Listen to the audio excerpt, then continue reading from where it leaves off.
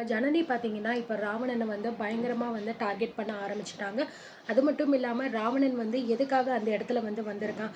So நம்ம வந்து அங்க போனது எப்படி இந்த ராவணனுக்கு கரெக்ட்டா தெரியும் அப்படிங்கிற விஷயம் எல்லாத்தையுமே நம்ம ஜனனி ஒண்ணு ஒண்ணா இப்ப வந்து நோண்ட ஆரம்பிச்சுட்டாங்க. இதனால நம்ம ராவணனுக்கு பார்த்தீங்கன்னா டென்ஷன் ஆக ஆரம்பிக்குது. ஸோ நேத்திக்கு வந்து என்ன நடந்திருக்குன்னு எல்லாருக்குமே தெரிஞ்சிருக்கும். இத தர்ஷினிய வந்து வெளியில கூட்டிட்டு வந்து ஸோ தர்ஷினி வாயால எதையாவது நம்ம வந்து பேச வைக்கலாம் அப்படிங்கிற மாரி பார்த்தீங்கன்னா, ஆதிகுணசேகரன் வந்து நெனச்சிருப்பாரு.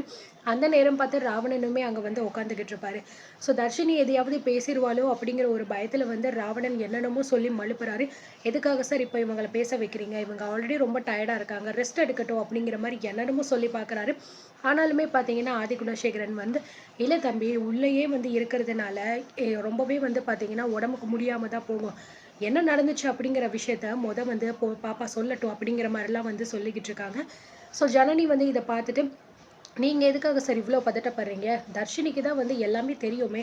அவ சொல்லட்டும் என்ன நடந்துச்சு அப்படிங்கிற உண்மைய. உங்களுக்கு எதுக்கு இவ்ளோ அவசரம்? அப்படிங்கிற மாரி கேட்கும்போது, ஸோ உடனே அந்த ஆள் பார்த்தீங்க அப்படின்னா, இன்னும் அதிகமா பதட்டமாயி, "உனக்கு தெரிஞ்ச விஷயம் எதுவா இருந்தாலும் பரவால்ல தர்ஷினி. நீ வந்து வாய தொறந்து ஓப்பனா சொல்லிரு.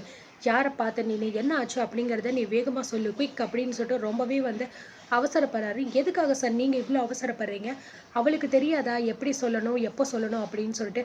இவ்ளோ அவசரம் நீங்க படுறத பார்த்தா, எனக்கு என்னமோ இது வந்து சரியா படும்ன்னு தோணலையே! ஒரு வேள சுட்டது யாருன்னு உங்களுக்கு தெரியுமோ? அப்படிங்கிற மாரி நம்ம ஜனனி வந்து கேட்குறாங்க. ஐயய்யோ! நீங்க என்ன சொல்றீங்க?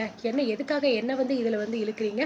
நான் வந்து எதுக்காக வந்து தர்ஷினி கிட்ட இவ்ளோ அவசரப்படுறேன்னா, அந்த ஆள் யாரு? சுட்டது யாரு? அப்படிங்கிறத வந்து தெரிஞ்சுட்டு, அவன யாரா இருந்தாலும் சரி, அவன தூக்கிட்டு வந்து இந்த வீட்ல வந்து போடணும். சாரோட காலடியில வந்து போடணும் அப்படிங்கிறதுக்காக தான் நான் வந்து அவசரப்பட்டுக்கிட்டு இருக்கேன். நீங்க என்னடான்னா வேற என்னமோ வந்து சொல்லிக்கிட்டு இருக்கீங்களே! அப்படிங்கிற மாரி வந்து சொல்லிக்கிட்டு இருக்காங்க. ஸோ தர்ஷினி எதுவுமே பேசாம ரொம்பவே அமைதியா, சைலன்ட்டா வந்து உட்காந்துக்கிட்டே இருக்காங்க. கதிர் வந்து ஏய்! வாய மூடிட்டு உன்னால சும்மா இருக்க முடியாதா? உன்ன யார் இப்ப இங்கலாம் வந்து கூப்பிட்டது? தேவையில்லாம ஊடல வந்து எதையாவது ஒண்ணு சொல்லி, எதையாவது ஒண்ணு குழப்பிக்கிட்டு இருக்காத. வாய மூடிட்டு பேசாம இரு அப்படிங்கிற மாரி சொல்றாங்க. எனக்கு என்ன தெரியுமா? எனக்கு என்ன தெரியும்னு சொல்லிட்டு எல்லாமே வந்து நல்லாவே தெரியும். அத நீங்க சொல்லணும் அப்படிங்கிற அவசியம் கிடையாது. அங்க என்ன நடந்துச்சு, என்ன ஆச்சு அப்படிங்கிற விஷயம் எனக்கும் சரி, சக்திக்கும் சரி, தர்ஷினிக்கும் சரி நல்லாவே வந்து தெரியும். உங்க யாருக்கும் அது தெரியாது.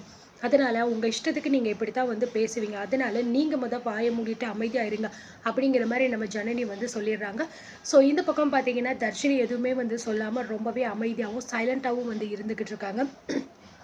ராவணனுக்கு வந்து டென்ஷன் மேல டென்ஷன் ஏறிக்கிட்டு இருக்கு. பட் இருந்தாலும் அது எதையுமே வந்து வெளிய காமிக்காம, ரொம்பவே வந்து சைலன்ட்டா வந்து உட்காந்துக்கிட்டு இருக்காங்க. உடனே வந்து பார்த்தீங்க அப்படின்னா, நம்ம ஜனனி சொல்றாங்க, "இங்க பாரு சக்தி, நான் வந்து சொன்ன விஷயம்லாம் உனக்கு ஞாபகம் இருக்குல்ல? நீ போ, உடனே போயிட்டு அந்த விஷயங்கள் என்ன ஏது அப்படிங்கிறத பார்த்துட்டு எனக்கு உடனே நீ கால் பண்ணு." அப்படிங்கிற மாரி சொல்லிடுறாங்க. ஸோ சக்தியுமே பார்த்தீங்கன்னா, கிளம்பி அந்த இடத்த விட்டு போயிடுறாங்க. அண்ட் ஆதி குணசேகரனுக்கும் சரி, ராவணனுக்கும் சரி, ஸோ ராவணனுக்கு தான் வந்து சொல்லப்போனோம்னா ரொம்பவே பயம். என்ன விஷயமா இருக்கும்? எதுக்காக இந்த ஜனனி வந்து சக்திய போயிட்டு அனுப்பி வச்சுக்கிட்டு இருக்கா? இதுல வேற ஏதோ ஒரு விஷயம் இருக்கிற மாரி தெரியுதே! ஆல்ரெடி வந்து பார்த்தீங்கன்னா, அந்த விகேவ வேற காணோம். அந்த ஆள் வேற நம்ம சுட்டோம். ஆனா, அந்த ஆள் வந்து செத்து போன அந்த இடத்துல போய் பார்த்தா, அவனோட டெட் பாடி இன்னும் வரைக்கும் வந்து கிடைக்கல. அப்படிங்கிற மாரிலாம் வந்து சொல்லிக்கிட்டு இருக்காங்க.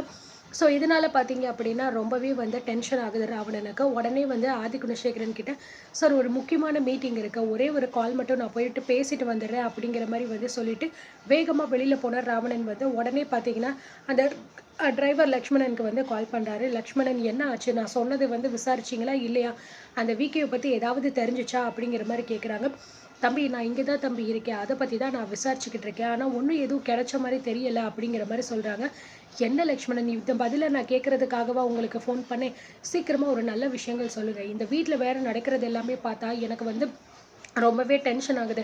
பத்தாததுக்கு இந்த சக்தி வேற என்னத்தையோ ஒண்ணு தேடிட்டு போறேன் அப்படிங்கிற மாரி வேற போயிருக்கா. அவ வேற என்ன தேடி போறான்னு எனக்கு ஒண்ணும் புரியல. இப்போ நீங்க என்ன பண்றீங்க? நான் பண்ற எல்லா வேலையும் உடனே விட்டுட்டு, அந்த சக்தி எங்க போறா? என்ன பண்றா? அப்படிங்கிறத மட்டும் நீங்க வாட்ச் பண்ணிட்டு எனக்கு சொல்லுங்க. அது மட்டும் கரெக்ட்டா பண்ணுங்க." அப்படிங்கிற மாரி சொல்லிட்டு ஃபோன வச்சுர்றாரு. ஸோ ஃபோன வச்சுட்டு உள்ள வரும்போது கரெக்ட்டா பார்த்தீங்கன்னா, ஆதி குணசேகரனும் வந்து வெளியில வந்துடுறாங்க. "என்ன தம்பி பேசி முடிச்சுட்டீங்களா?" அப்படிங்கிற மாரி கேட்குறாங்க. "ஆமா சார் பேசி முடிச்சுட்டேன் சார்." "என்ன விஷயம் சொல்லுங்க. நீங்க எதுக்கு வெளிய வந்தீங்க?" அப்படிங்கிற மாரி சொல்லும்போது, "இல்ல தம்பி, எனக்கு என்னமோ இந்த வீட்ல நடக்கிறதெல்லாம் பார்த்தா சரியா இருக்கும்னு சொல்லி தோணல. இப்ப கூட பார்த்தீங்கல்ல, எதையோ ஒண்ணு தேடிட்டு வரேன் அப்படிங்கிற மாரி சொல்லிட்டு, இந்த பையன் வேற வெளிய போயிருக்கான். யார வேணாலும் நீங்க நம்பலாம். ஆனா இந்த சக்தி ஜனனி இருக்காங்களே, இவங்க 2 பேரையும் நீங்க நம்பவே கூடாது. என்ன வேணாலும் பண்ணட்டும், ஏதாவது ஒண்ணு நோண்டி நொங்க எடுத்து அந்த ஜனனிய வந்து உண்மையெல்லாம் கண்டுபிடிச்சுருவா. ஏன்னா, அவ அவ்ளோ பெரிய புத்திசாலி அப்படிங்கிற மாரிலாம் வந்து சொல்றாங்க. ஸோ ராவணன் வந்து சொல்றாரு, "சார் இதனால என்ன சார் இருக்கு? அவங்க என்ன உண்மைய கண்டுபிடிக்க போறாங்க? என்ன கண்டுபிடிச்சா என்ன சார்? கடைசில என்ன? ஒரு வேள நான் ஜெயிலுக்கு போற மாரி வரும். அவ்வளோதானே. உங்களுக்காக இத கூடவா சார் நான் பண்ண மாட்டேன்? இதெல்லாம் ஒரு விஷயமே இல்ல. நீங்க ஃப்ரீயா விடுங்க சார். நான் பார்த்துக்கிறேன்." அப்படிங்கிற மாரி சொல்றாரு. "எதுக்காக தம்பி எனக்காக நீங்களா ஜெயிலுக்கு போணும்? இதெல்லாம் வந்து நம்ம எதுவுமே வந்து பண்ணக்கூடாது. கண்டிப்பா வந்து அவங்க என்ன பண்றாங்க? எதுக்காக இப்படி போயிருக்காங்க? அப்படிங்கிற விஷயத்த நம்ம நோட் பண்ணியே ஆகணும். அப்பதான் நமக்கு நல்லது." அப்படிங்கிற மாரி வந்து ஆதிகுணசேகரன் வந்து சொல்லிக்கிட்டு இருக்காங்க. ஸோ அது மட்டும் இல்லாம இதனால பார்த்தீங்க அப்படின்னா 2 பேருமே வந்து பேசி முடிச்சதுக்கப்புறம் ராவணன் மறுபடியும் வந்து லக்ஷ்மணனுக்கு வந்து கால் பண்றாரு. ஸோ கால் பண்ணிட்டு வந்து, "என்ன ஆச்சு லக்ஷ்மணன்? நான் சொன்னது நீங்க கரெக்ட்டா பண்றீங்களா இல்லையா? அந்த சக்திய எங்கேயாவது பார்த்தீங்களா?" அப்படிங்கிற மாரி கேட்குறாங்க. "இல்ல தம்பி, நம்மள ஆளுகளெல்லாம் விட்டு நான் வந்து ஃபாலோ பண்ணிட்டு தான் இருக்கேன்." அப்படிங்கிற மாரி சொல்றாங்க. இந்த பக்கம் பார்த்தீங்கன்னா, நம்ம ஜனனி வந்து சக்திக்கு கால் பண்றாங்க. "என்னாச்சு சக்தி? நீ போன விஷயம்?" அப்படிங்கிற மாரி கேட்குறாங்க. "இல்ல ஜனனி, நான் இனிமே தான் வந்து போணும்." அப்படிங்கிற மாரி வந்து அவர் சொல்றாரு. "ஏன் என்னாச்சு? இவ்ளோ நேரம் என்ன பண்ணிக்கிட்டு இருந்த?" அப்படிங்கிற மாரி வந்து சொல்றாங்க. அது மட்டும் இல்லாம, "ஏன் வேற யாராவது உன்ன வந்து ஃபாலோ பண்றாங்களா?" அப்படிங்கிற மாரி கேட்கும்போது, "ஆமா, அந்த ராவணனோட ஆட்கள் தான்." அப்படிங்கிற மாரி நான் நெனைக்கிறேன். ஏன் அப்படின்னா, நான் வீட்ட விட்டு வெளியில வந்த உடனே வந்து கொஞ்ச தூரத்திலே என் பின்னாடி வந்து 2, 3 பேர் ஃபாலோ பண்ண ஆரம்பிச்சுட்டாங்க. ஸோ நான் வந்து இந்த மாதிரி வெளிய இந்த மாரி வந்திருக்கேன் அப்படிங்கிற விஷயம் நம்ம வீட்ல உள்ளவங்கள தவிர வேற யாருக்குமே வந்து தெரியாது. அதனால நிச்சயமா இதுக்கான காரணம் அந்த ஆளா தான் இருக்கணும் அப்படிங்கிற மாரி எனக்கு தோணுது. அதனால உடனே வந்து பார்த்தீங்கன்னா, என்னால அந்த விஷயத்த வந்து பண்ண முடியல. ஃபர்ஸ்ட்டு அவங்கள டைவர்ட் பண்ணணும் அப்படிங்கிற மாரி தான் நான் வந்து பிளான் பண்ணேன். அதனால தான் அவங்கள வந்து அந்த பக்கம், இந்த பக்கம்னு அலைய விட்டுட்டு, இப்ப தான் வந்து ஜனனி நான் இந்த பக்கம் வந்து உன்கிட்ட வந்து பேசுறேன் அப்படிங்கிற மாரி சொல்றாரு. அப்படியா சக்தி! சரி, நீ கொஞ்சம் ஜாக்கிரதையா வந்து இரு. ஏன் அப்படின்னா, நிச்சயமா வந்து நமக்கு வந்து டவுட் இருக்கு. அந்த ராவணன் தான் எல்லாத்துக்குமே காரணம் அப்படின்னு சொல்லிட்டு. ஆனா அந்த ஆள் பார்த்தீங்கன்னா, எதுவுமே நான் பண்ணல அப்படிங்கிற மாரி சொல்லிட்டு இருக்காரு. இதெல்லாம் எந்த விதத்திலயுமே நம்மளால வந்து நம்ப முடியாது. எதுவா இருந்தாலும் நம்ம கொஞ்சம் கவனமா பண்ணா மட்டும் தான் அது வந்து சரிப்பட்டு வரும். இல்லன்னா பின்ன நமக்கே பிரச்சனை ஆகுற மாரி முடிஞ்சிரும். நீ எந்த விஷயமா இருந்தாலும் கொஞ்சம் கவனமா பார்த்து பண்ணு அப்படிங்கிற மாரி வந்து சொல்லிட்டு, நம்ம ஜனனியும் வந்து கால கட் பண்ணிடுறாங்க. இந்த பக்கம் ராவணனுக்கு டென்ஷன் தலைக்கு மேல தலை அப்படியே ஏறிக்கிட்டு இருக்கு. உடனே விறுவிறுன்னு, "சரி சார், நான் கிளம்புறேன். ஒரு முக்கியமான வேலை இருக்கு." அப்படின்னு சொல்லிட்டு வந்து ஆதிகுணசேகரன் கிட்ட சொல்லிட்டு வந்து கிளம்பிட்டாரு. லக்ஷ்மணன வந்து பார்க்குறாரு. "என்ன லக்ஷ்மணன்? என்ன ஆச்சு? அந்த சக்தி கிடைச்சானா? இல்லையா?" அப்படிங்கிற மாரி சொல்றாங்க. "இல்ல தம்பி, நான் வந்து தேடிட்டு தான் இருக்கேன். நம்ம ஆளுகளையும் விட்டு தேட தான் சொல்லியிருக்கேன். எங்கேயோ அவன பார்த்தேன்னு சொன்னாங்க. ஆனா அதுக்கப்புறம் அவன் வந்து காணாம போயிட்டான்னு சொல்றாங்க தம்பி." அப்படின்னு சொல்லும்போது, "என்ன லக்ஷ்மணன், இதெல்லாம் வந்து ஒரு பதிலா? ஒரு சின்ன வேலை தானே உங்ககிட்ட சொன்னேன். இத கூட நீங்க வந்து சரியா பண்ண மாட்டீங்களா? ஏற்கனவே அந்த ஜனனிக்கு என் மேல சந்தேகம் வந்துருச்சு போல இருக்கு. வீட்ல வச்சு அவ என்னைய வந்து அந்த கேள்வி கேட்டுக்கிட்டு இருக்கா. நோண்டி நோண்டி. எனக்கு வேற டென்ஷன் மேல டென்ஷன் ஏறிக்கிட்டு இருக்கு. இந்த தர்ஷினி என்னன்னா வாய தொறந்து ஒரு வார்த்தை கூட சொல்லாம வாய மூடிக்கிட்டே வந்து உட்காந்துருக்கா. அவ வாய மூடிட்டே இருக்கிற வரைக்கும் மட்டும் தான் நமக்கு நல்லது. ஏதாவது சொல்லி வாய தொறந்துட்டா அப்படின்னா அவ்வளோதான். அது மட்டும் இல்லாம இந்த விகே வேற எங்க இருக்கான்னே தெரியல. விகேவோட பாடியும் கிடைக்க மாட்டேங்குது. என்ன சுத்தி என்ன நடக்குது லக்ஷ்மணன்? எனக்கு ஒண்ணும் புரியல. நான் மாட்ட போறேன்னா என்ன? அப்படிங்கிற மாரி வந்து அப்படியே பிரஷர் வந்து அப்படியே என்னமோ பண்றான். என்னமோ மாரி வந்து பண்ணிக்கிட்டு திரியிறான். தம்பி, நீங்க கொஞ்சம் பொறுமையா இருங்க. பொறுமையா இருந்தா தான் எதை வேணாலும் நீங்க வந்து யோசிப்பீங்க.